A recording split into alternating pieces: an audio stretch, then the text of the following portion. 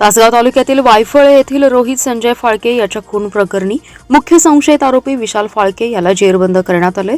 स्थानिक गुन्हे अन्वेषण शाखेच्या पथकाने पुणे येथे ही कारवाई केली आहे। खुनाच्या घटनेनंतर अवघ्या 24 तासात आरोपीच्या मुसक्या आवळण्यात या पथकाला यश आलंय। वायफळे येथील संजय फाळके व विशाल फाळके यांच्या कुटुंबियांमध्ये गेल्या अनेक वर्षांपासून किरकोळ कारणांवरून वाद होत आहेत। गेल्या काही वर्षात हा वाद विकोपाला गेला होता। दोन्ही कुटुंबांनी एकमेकांना मारहाण केल्याच्या घटना घडल्या आहेत। यातून दोन्ही कुटुंबातील अनेकांवर यापूर्वीही गुन्हे दाखल झालेत। गेल्या काही वर्षात या कुटुंबांमधील वाद वारंवार उफाळून येत होता। गुरुवारी सायंकाळी विशाल फाळके हा आपल्या साथीदारांसह वायफळे येथील बसस्थानक चौकात आला। त्या ठिकाणी त्याने रोहित फाळके आणि त्याच्या मामांची मुले आदित्य साठे आणि आशिष साठे यांच्यावर तलवार आणि कोयत्याने हल्ला चढवला। यावेळी रोहित हा घराकडे पळून जाण्यात यशस्वी झाला, मात्र आदित्य आणि आशिष यांच्यावर वर्मी घाव बसल्याने ते रक्ताच्या थारोळ्यात पडले होते।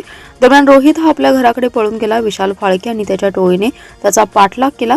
घराजवळ त्याला कोयता आणि तलवारीने मारहाण केली। त्याला वाचवण्यासाठी त्याचे वडील संजय, आई जयश्री हे धावून आले, मात्र त्यांच्यावरही विशालसह त्याच्या टोळीने हल्ला केला। हल्ल्यानंतर या टोळीने धूम ठोकली।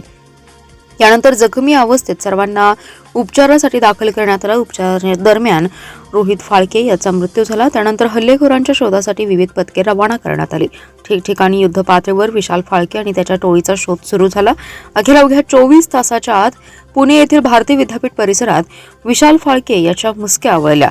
विशाल फाळके हा सराईत गुन्हेगार आहे। त्याच्यावर तासगाव पोलीस ठाणे, भारतीय विद्यापीठ पोलीस ठाणे, वारजे माळवाडी पोलीस ठाणे, बिबिवेवाडी पोलीस ठाणे, शिवाजीनगर पोलीस ठाणे या ठिकाणी गंभीर स्वरूपाचे गुन्हे दाखल आहेत। तो मोक्कामधील आरोपी आहे।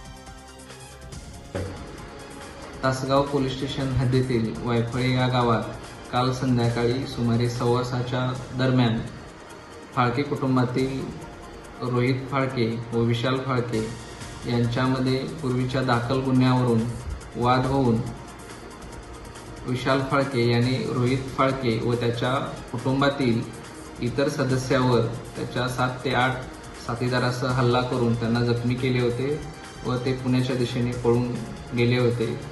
काल संध्याकाळी तासगाव पोलीस स्टेशन येथे त्यांच्याविरुद्ध गुन्हा दाखल करण्यात आलेला आहे।